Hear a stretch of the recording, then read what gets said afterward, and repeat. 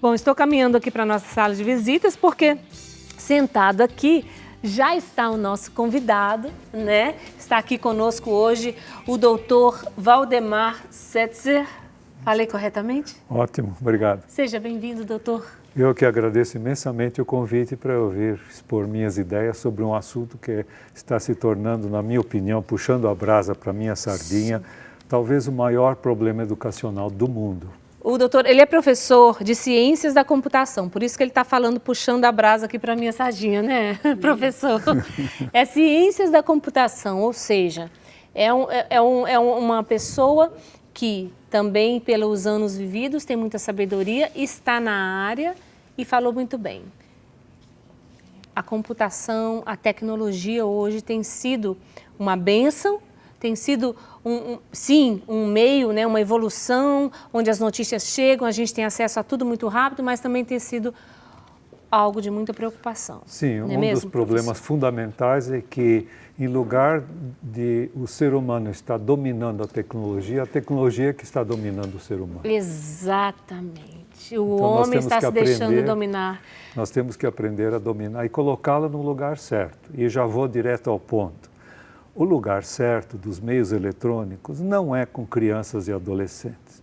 Com crianças dá para controlar em casa e também na escola, não é? Com adolescentes está ficando cada vez mais difícil. Mas a minha primeira recomendação que eu vou dar aqui é necessário adiar o máximo possível. As crianças não podem ter contato com o celular, com o tablet, computador, etc. Porque se começar cedo, depois não segura mais. Quanto mais tarde, melhor. Mas, professor, existe uma idade certa para dar para a criança, para o adolescente ali, o celular? Drica, você não vai acreditar. Sabe o que eu concluí dos meus estudos? A idade ideal para começar seria 17 anos. Coisa completamente utópica hoje em dia. Exatamente. Impossível a gente segurar. E se não der aparelho para esses adolescentes, eles vão usar dos amiguinhos, né? Na escola, etc. E o que eles vão olhar é horrível, é horrível. Vocês são uma transmissora ligada com a religião. Eu Sim, admiro nós somos muito católicos. isso. Admiro muito isso. Eu queria já dar uma outra mensagem para os telespectadores que se preocupam com essa questão da religiosidade. Se você olhar, esses aparelhos induzem o materialismo. Sim. Todos eles induzem uma mentalidade. Por exemplo, como é que uma criança pode desenvolver veneração pela natureza, pelas plantas, pelos animais e pelos seres humanos, se os desenhos animados e as histórias em quadrinhos são verdadeiras caricaturas da natureza? Todos eles são caricaturas. Pior do que isso, Drica e telespectadores. Pior do que isso. Foi feita uma pesquisa nos Estados Unidos analisando os vídeos de todos os filmes, de todos os desenhos animados, desde o começo deles na década de 1930 até a década de 1970. Não houve nenhum que não tivesse violência. A violência é exatamente contra aquilo que foi talvez a maior contribuição que o Cristo trouxe para a humanidade. Amai-vos uns aos outros, certo? Independentemente de qualquer coisa. Não há nenhuma restrição. Não há restrição de gênero, de nacionalidade, etc. Como é que uma criança pode desenvolver isso se ela fica vendo violência sem parar? Começando pelo fato de que quando ela fica o tempo todo lá no celular, ela não interage com os amiguinhos de verdade. Exatamente. Está mais do que provado que as redes sociais que se achava que iam aumentar a sociabilidade produzem exatamente o contrário. E um dos efeitos, sabe o que é, Drica? É que as crianças e adolescentes, eles se viciam tanto em fazer comunicação social por meio do celular, pelo computador, etc., que depois não conseguem mais abrir a boca quando estão frente a frente com as pessoas. Isso está acontecendo, doutor, já. Fora isso, há uma outra coisa muito interessante, se você me permite. Foi feita uma pesquisa na Universidade de Berlim por uma pesquisadora chamada Hanna Krasnova, que alguns anos atrás já, que fez a seguinte pergunta: o que será que produz depressão? Qual é o maior fator de produção de depressão do Facebook? Porque já se sabe há muito tempo que a internet produz depressão, certo? Mas não se sabia qual era o fator principal. Sabe o que ela descobriu? Inveja. Por quê? Olhar a vida do outro. Porque as pessoas... Porque lá tudo é bonito, tudo é lindo, tudo é maravilhoso, é o país das maravilhas. As pessoas colocam o que gostariam de ser e não o que elas são. Exatamente. E o que gostariam de ser é a maior maravilha possível. Exatamente. E os outros ficam com inveja. Eu falo sempre, a gente coloca essas fotos bonitonas aí que vocês veem, é tudo filtro, tudo roupa bonita, tudo maquiagem. Não acredita não. Drica, houve uma história de uma moça, eu acho que uma psicóloga ou jornalista no Rio de Janeiro, que postou lá na rede social que ela ia para uma ilha do Pacífico, eu não lembro qual é, vamos supor que fosse Bora Bora. Aí ela começou a postar, ela não saiu do Rio de Janeiro e começou a postar fotos montadas dela lá em Bora Bora, né, as maravilhas das praias, etc. E começou a ter milhares e milhares de seguidores, a tal ponto que ela não podia sair como ela era, ela tinha que pôr peruca para não se reconhecer. A mãe dela achava que ela estava em Bora Bora. Olha isso. Você sabe o que é que eu concluí há pouco tempo? Que nós estamos na era da mentira. Sim.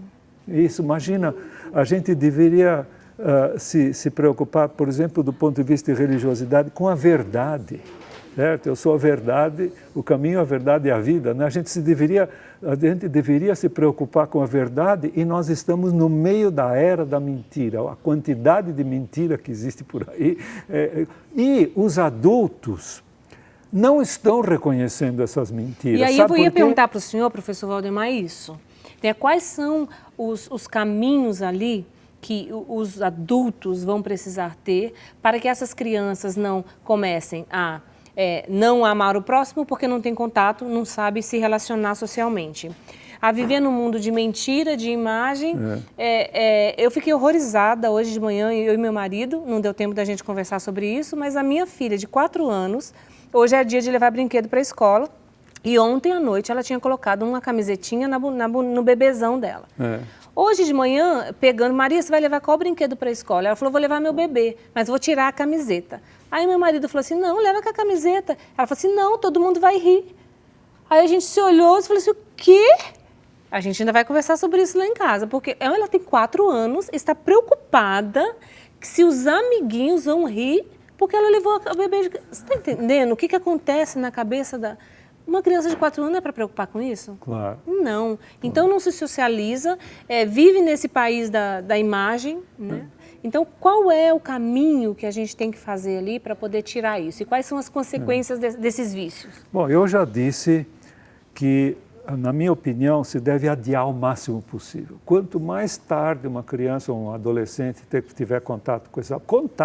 qualquer contato. Existe recomendação de, por exemplo, no máximo 20 minutos por dia. Bom, se mais do que 20 minutos é ruim, será que mais do que 10 minutos também não é ruim? Será que mais do que 0 minutos não é ruim? Agora, eu queria dizer uma coisa muito importante. Não há nenhuma necessidade de criança ou adolescente usar esses aparelhos. Mas eu tenho que fazer uma ressalva. Os adolescentes criaram necessidade. Por exemplo, eles combinam encontros, combinam a roupa que vão vestir. A mãe e o pai vai ficar mais seguro se eu tiver com o celular. Não, aí existe uma solução interessante. Existem relógios que são telefones. Não é? Sem acesso à internet, somente telefone e já com os números aqueles celularezinhos que também só abriam. Também só assim. Telefone, também isso eu acho que é razoável. Mais. A partir dos 10, dos 12 anos, antes não precisa, não é? Mas eu acho que aí é razoável a criança manter um contato com os pais, tudo bem. Agora, o problema é dar um smartphone, um celular com acesso à internet, porque aí o que é que vai acontecer? Ele vai ter acesso a qualquer coisa. E aí nós entramos num ponto fundamental. Criança e adolescente não pode ter liberdade total. Não. Eles querem ser orientados.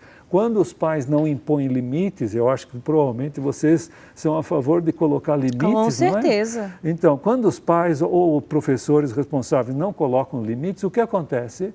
A criança passa a azucrinar, passa a ser um inferno, até que os pais dão basta e impõem o limite. Aí a criança fica satisfeita. Mas você perguntou das consequências.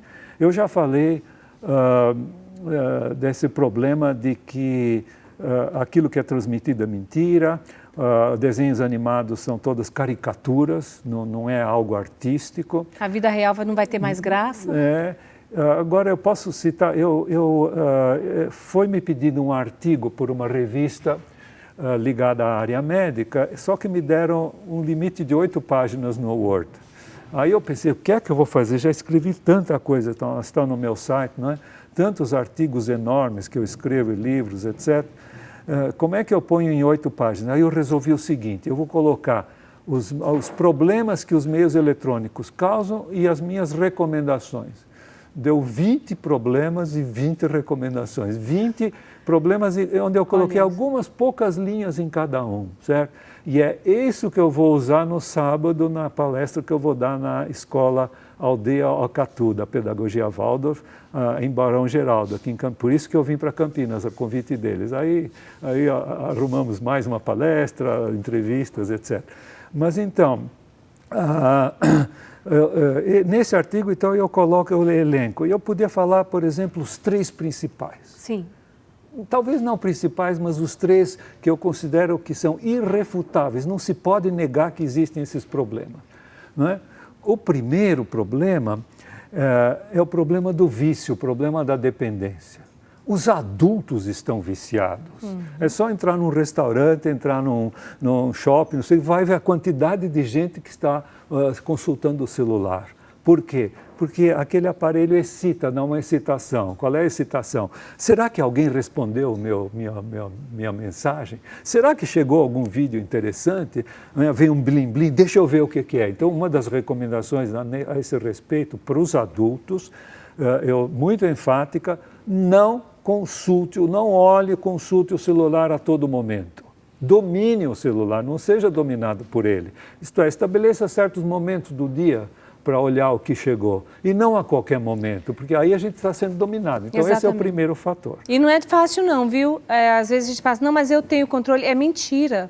Esse fim de semana passado eu fiz essa experiência. Na sexta-feira eu falei, gente, estou indo, volto só na terça, vou sair aqui das redes sociais, aproveitar que eu estava de folga na segunda, vou dar um tempo. Nas primeiras horas, eu ia pegar o celular. Aí me dava falando... É verdade. Eu vou postar. Não posso, estou de castigo. Eu mesmo me pus de castigo. Foi tão difícil, foi muito difícil ficar sem olhar as redes sociais. Mas eu consegui ficar. Fiquei até segunda-feira, lá à tarde da noite, e aí depois eu peguei. Mas é muito difícil. Sabe o que você fez? Você fez um treino da força de vontade. E isso as pessoas têm que fazer muito para conseguir resistir a esses aparelhos. Certo? É muito difícil. Exatamente. Viu, então, esse é o problema do vício. E eu queria acrescentar que existem muitos países, aqui em São Paulo, não sei, em Campinas, clínicas de tratamento para dependência da internet. Existe uma existe uma no Instituto de Psiquiatria do HC, do Hospital das Clínicas da USP, lá em São Paulo, não é? Um serviço que foi feito por um psicólogo que se tornou muito conhecido, porque ele publicou livros aqui nos Estados Unidos, que é o Cristiano Nabuco de Abreu, que eu recomendo que vocês entrevistem se tiver oportunidade, porque o que ele vai contar é impressionante. Ele tem um serviço de tratamento de dependência da internet para crianças, adolescentes, adultos e velhinhos como eu. Né? Leva, acho que 14 ou 18 semanas, acho que são 14 semanas esse tratamento que eles fazem, certo? Com todas essas idades. E existem essas clínicas em muitos locais, né? Inclusive algumas famosas que são retiros, eles pegam o jovem e levam para um lugar. Por exemplo, na China existe um que é militarista. Certo? O jovem vai para esse retiro e tem que fazer um serviço militar, certo? Com marcha e tudo, durante não sei quantas semanas. Quer dizer, isso para contrabalançar o vício. E o que significa o vício? É que aqui o objeto do vício desperta prazer. Sim. E isso produz no cérebro, digamos, o aparecimento de substâncias que dão esse prazer, entre elas a dopamina. E olha o perigo, Drica.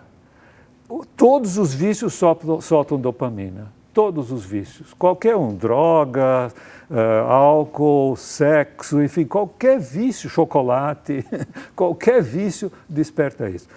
O que significa isso? Criança ou adolescente, ou até adulto, que estão viciados no celular, tem um perigo enorme de passar algum outro vício. Imagine só. É verdade. Então, a primeira coisa era a dependência. Porque tem também a tolerância, né, na questão do vício. Claro. A sua tolerância vai aumentando, claro, e aí aquilo não satisfaz mais, você precisa de coisas mais fortes. O segundo argumento que eu tenho é o perigo para crianças e adolescentes. O que é o perigo? Mais de 90% de crianças e adolescentes já receberam mensagens de pessoas desconhecidas. Imagine. E aí vai ter pedófilos, exatamente. Vai ter gente vagabunda, ladrão, tudo quanto é exatamente, é o que se chama em geral de predadores. Os que roubam informações da família para fazer chantagem, para fazer assalto, etc. e tal. Os pedófilos, existem casos assim relatados, porque nos Estados Unidos a polícia desconfiou de certas pessoas e começaram a gravar tudo que elas... Existe um livro que se chama Como Proteger Seus Filhos na Internet, do Gregory Smith, foi traduzido com esse nome. A tradução foi uma recomendação minha. Eu fiz uma resenha desse artigo, pode se encontrar no meu site, que se chama Como Proteger Seus Filhos e Alunos da Internet, e não na Internet, porque ele foi incapaz de dizer, escuta, não pode, não adianta querer contemporizar. E aqui eu gostaria de fazer um intervalo e falar uma coisa muito importante. Eu vou começar minha palestra amanhã de manhã na Escola Aldeia Catu com isso. Olha, vários de vocês vão achar que eu estou sendo radical, certo? Para diminuírem o meu impacto, o impacto das minhas ideias, chamam-me de radical. Só que não se percebe que a educação sempre foi radical. Sim. Sempre que se encontra alguma coisa que é prejudicial para a criança ou adolescente, não pode usar. Por exemplo, combustíveis, fogo. Alguém dá combustível para a criança brincar, certo? Ninguém ensina a ler criança de 2, 3 anos. Isso é radicalismo educacional. Então, a educação sempre foi radical. O problema é que eu reconheço, pelos meus estudos, pelas minhas observações, pesquisas, os problemas que esses meios estão causando nas crianças e nos adolescentes. E muito pouca gente está reconhecendo. Mas eu tenho que dizer que cada vez mais eu me sinto menos sozinho. Cada vez mais estão começando a reconhecer os problemas. O terceiro problema, rapidinho, o terceiro problema que eu cito, o primeiro foi a questão do vício, o segundo a dependência, né? O terceiro é o fato de que a internet apresenta um ambiente libertário, de liberdade total. Mas criança e adolescente não podem ter liberdade total. Nós já falamos isso. Não podem ler, eles têm que ser orientados. Então, esses três, eu acho que são absolutamente inegáveis. Não se pode negar que eles são problemas reais. Mas existem muitos outros. Por exemplo, excesso de... como é que se chama? Sobrepeso e obesidade. Sabe qual é a situação no Brasil, Drica e telespectadores? Vocês não vão acreditar. Um estudo do Ministério da Saúde, referente a 2018, revelou que, eu vou arredondar um pouquinho, né? As frações eu vou arredondar, 20% das pessoas são obesas, são aquelas que não conseguem sentar nessa cadeira. Né? 55% têm sobrepeso, excesso de peso. E 20%, imagina, são apenas 20% ou 25%, já não me lembro mais, precisa fazer a conta, são normais. E a gente vê isso nas ruas. Por quê? Bom, em parte porque estão usando esses aparelhos que obrigam a ficar sentado. Exatamente. Ninguém vai digitar ou no computador em pé, certo? Ou andando. Exatamente. Então, esse é um problema gravíssimo e existem muitos outros. Por exemplo, a depressão que eu falei, medo. Criança pequena não distingue fantasia de realidade. Até os 8 anos isso acontece, não é? E aí tem pesadelos, terrores, exatamente. Então, aí já vem outro problema, que é o problema do sono, da falta de sono. E para isso eu queria, talvez seja a última coisa, eu queria deixar outra recomendação muito forte. As crianças e adolescentes não podem ter esses aparelhos no dormitório, porque aí não vai haver controle nenhum e eles vão ficar à noite jogando videogame, etc. Aliás, precisava ter falado dos videogames violentos. Outra vez você vai voltar aqui, porque o nosso tempo acabou, infelizmente, não dá para a gente conversar. Eu aguardo os telespectadores amanhã na escola Aldeia Catu para ouvir minha palestra. Aí nós vamos ter bastante tempo para nos alongar. Para falar, né? Muito obrigada. E agradeço imensamente a oportunidade. Nós que agradecemos. Eu acho que as pessoas têm que me ouvir. É isso mesmo. Professor, o senhor está certo, é difícil, mas você que é mãe e pai, se você não tomar as rédeas da vida dos seus filhos, quem é que vai tomar? Não é mesmo? Exatamente. Muito obrigada pela sua participação aqui conosco, pela sua vinda e volte, tá bom? Uma boa tarde.